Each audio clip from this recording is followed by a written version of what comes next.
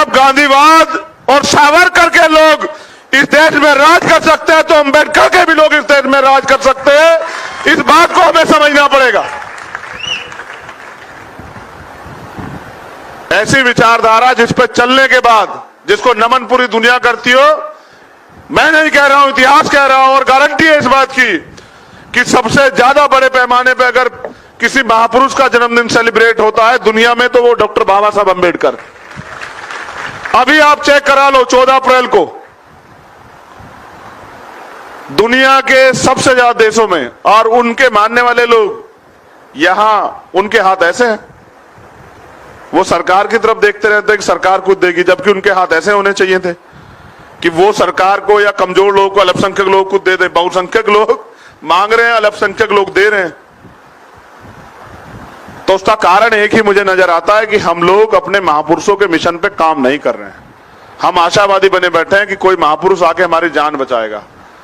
तो जितने लोग यहां हैं, मेरी बहनें, मेरी माताएं, नौजवान साथी, बुजुर्ग और जो वो साथी मिशनरी जो काम कर रहे हैं, आप अपना समय छोड़ के यहां हैं तो हमें ये संकल्प लेना पड़ेगा।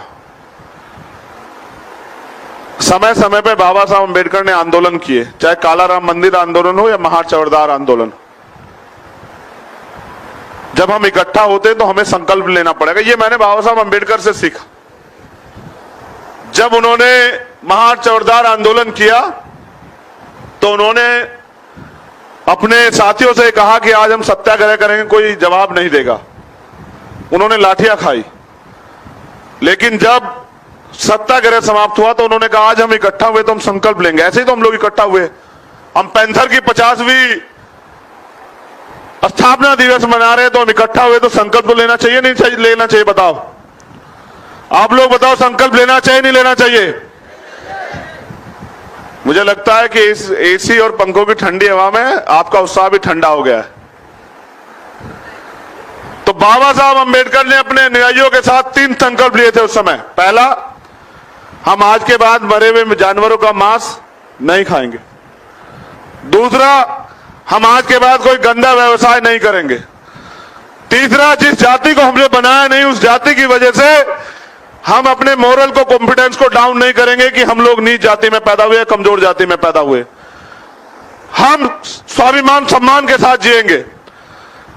मैंने बाबा साहब अंबेडकर की एक लाइन पढ़ी थी, वो कोट करके मैं अपनी बात को खत्म करूंगा कि मुझे मेरे जाने के बाद मरा हुआ मत समझना।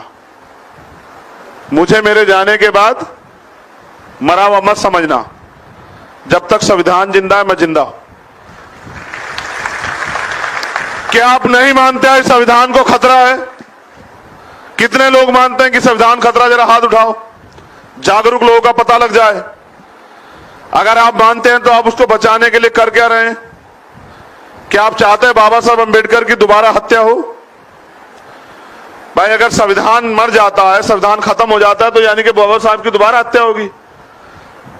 मैंने कोलंबिया यूनिवर्सिटी का बाबा साहब का एक चैप्टर पढ़ा था जिसमें एक बोर्ड पे लिखा गया था कि मनुष्य पैदा होता है और मर जाता है, लेकिन महापुरुष पैदा होते हैं और महापुरुष कभी नहीं मरते।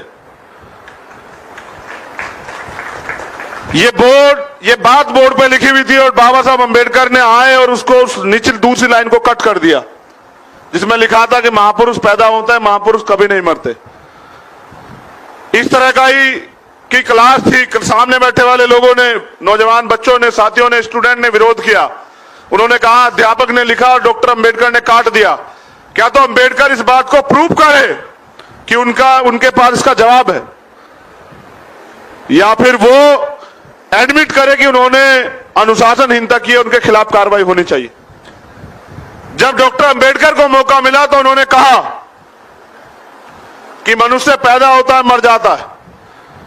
महापुरुष पैदा होते हैं लेकिन वो कभी नहीं मरते। लेकिन ये झूठ है। सच ये है कि महापुरुष तब तक जिंदा रहते हैं जब तक उनकी विचारधारा का प्रचार प्रसार होता है। जिस दिन उनकी विचारधारा का प्रचार प्रसार होना बंद हो जाए उस दिन महापुरुष भी मर जाते हैं। आज डॉक्टर अंबेडकर की विचारधारा को पहुंचाने की देर है। डॉक्टर अंबेडकर जैसी विचारधारा दुनिया में कहीं नहीं।